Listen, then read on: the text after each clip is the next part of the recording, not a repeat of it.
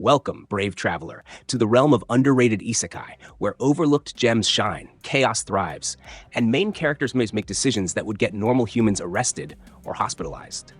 Prepare yourself. This list gets wilder the further we go. 10. I parry everything. What do you mean I'm the strongest? Kicking things off at number 10, we leap into a world where Noel becomes the ultimate god of nope.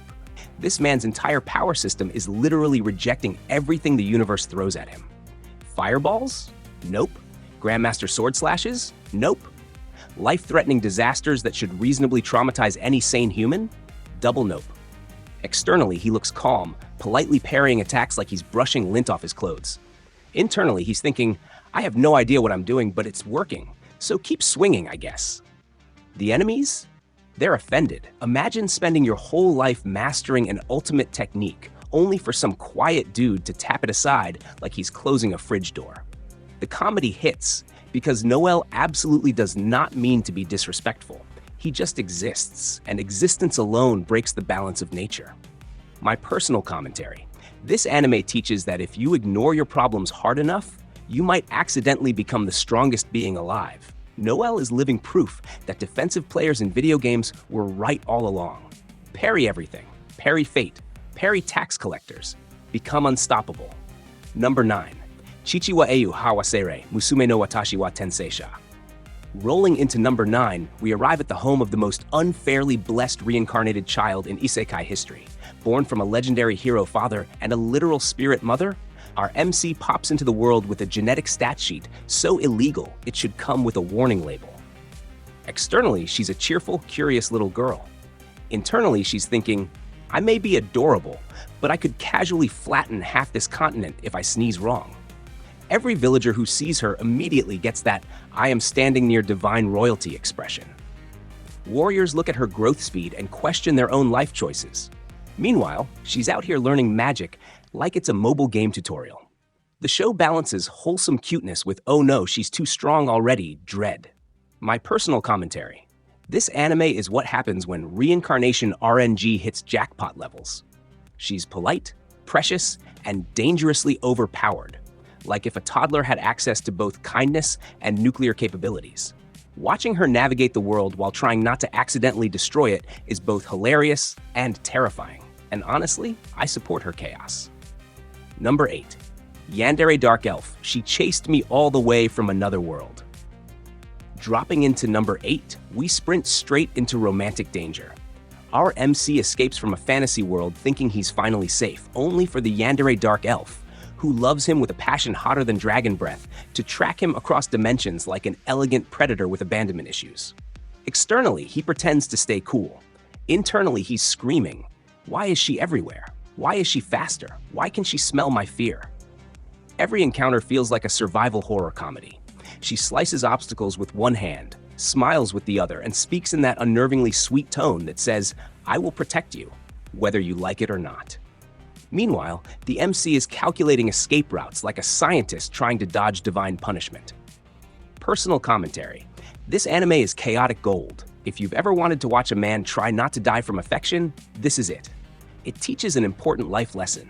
If you ever accidentally charm a magically gifted obsessive elf, just change worlds. Actually, scratch that. She'll follow you anyway. Number 7. Potion, Wagami wo Tasukeru. Sliding over to number 7, Kaoru arrives in another world and immediately negotiates the most broken potion-making ability ever created. Her potions heal anything. Wounds, diseases, broken bones, political problems, emotional crises. She's basically a walking miracle factory. Externally, she appears polite and humble. Internally, she's thinking, if anyone annoys me, I will economically obliterate this town using potion inflation. Kaoru tries so hard to live a peaceful existence, but fate rolls its eyes and hands her non-stop chaos. Nobles want her power, villagers idolize her, kingdoms fear her. All she wants is a quiet life with a small shop, but destiny insists on dragging her into disasters she didn't ask for. Personally, I think Kaoru is the perfect blend of I don't want trouble and I will absolutely fix this entire kingdom because I got irritated. Watching her casually rewrite the balance of the universe using DIY potions is hilarious. She is the final boss of customer service energy, for better or worse. Number 6. Disney Twisted Wonderland, episode of Heart's Labial. Gliding into number 6, we land in a magical academy filled entirely with boys who look like they stepped out of a villain-themed fashion runway. Our MC wakes up in this world with no magic and no idea how he got there, surrounded by dramatic pretty boys with enough emotional instability to fuel 3 seasons of reality TV. Externally, everything looks whimsical. Internally, he's thinking, why does everyone here threaten violence so politely?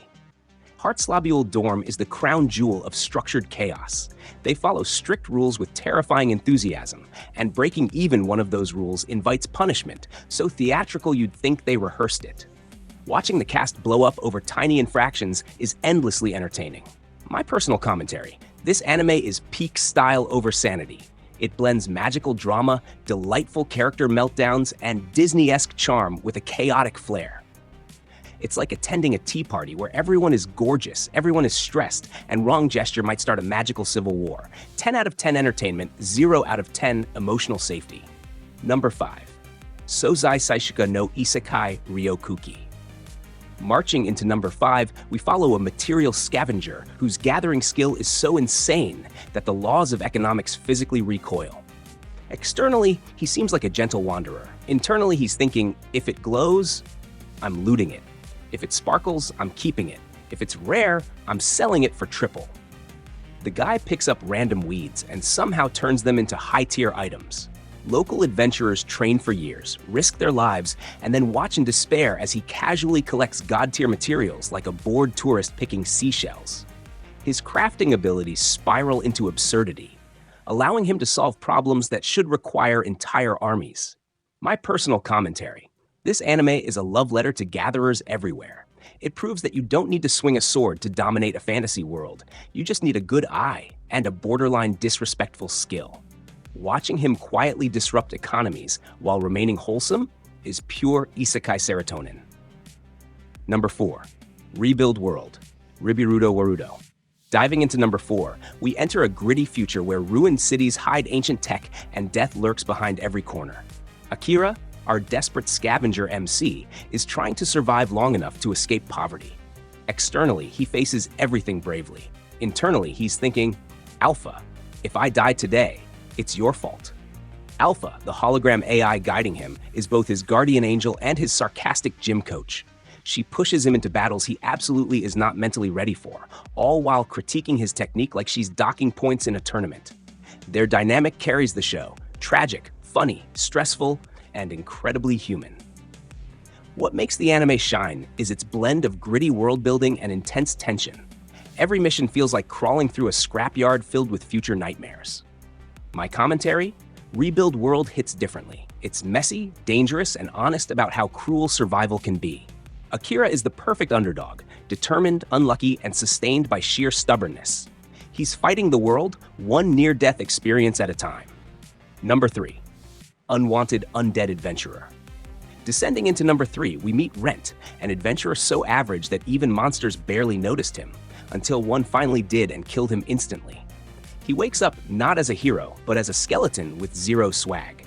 Externally, he's bone white and silent. Internally, he's thinking, no way I'm staying this ugly forever.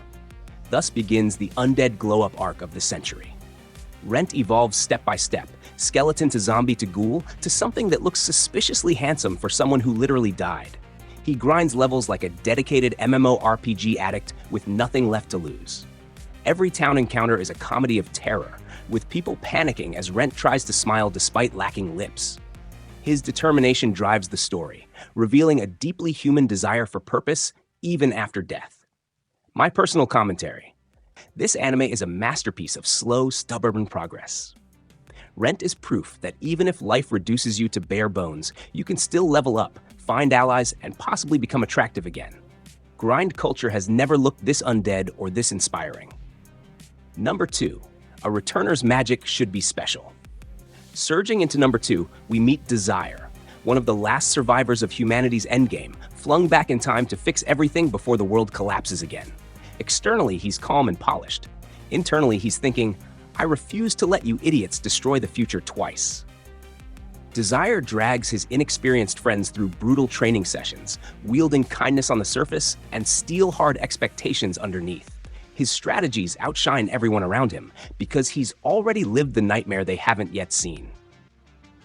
Watching him outmaneuver aristocrats, warlords, and magical disasters is endlessly satisfying. The show thrives on political tension, friendship bonds, and Desire's relentless willpower.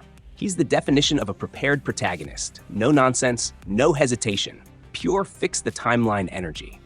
My personal commentary. Desire is that student who studies the entire syllabus before class even starts, and then apologizes for correcting the teacher. A returner's magic should be special is perfectly structured story hype, comeback arcs, tight world building, and a protagonist who refuses to lose ever again.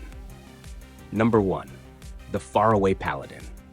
Finally arriving at number 1, we enter a quiet emotional world where Will is raised by undead caretakers, Blood, Mary, and Gus, who love him more sincerely than most living parents in anime history. Externally, Will grows polite and gentle. Internally, he's thinking, I must become worthy of the love they gave me. He trains, learns ancient history, grapples with faith, and slowly discovers who he wants to be. Every lesson carries warmth, sadness, and the weight of centuries.